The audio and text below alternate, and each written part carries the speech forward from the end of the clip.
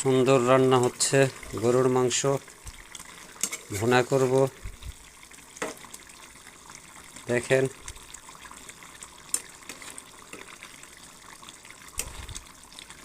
ঈদের রান্না কেমন হবে জানি না, তবে মনে হয় ভালোই হবে। সুন্দর করে রান্না করার চেষ্টা করছি গরুর ভুনা মাংস।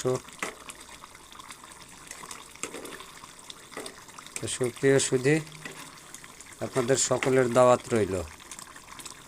আশা করি আপনারা আমার দাওয়াতটা কবুল করবেন।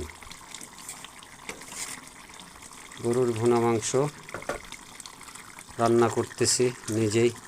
পরিবারের সকলেই চলে গেছে ঈদের গ্রামের বাড়িতে। রান্না করে খাবো, আবার কর্মজীবনে যেতে হবে ডিউটিতে।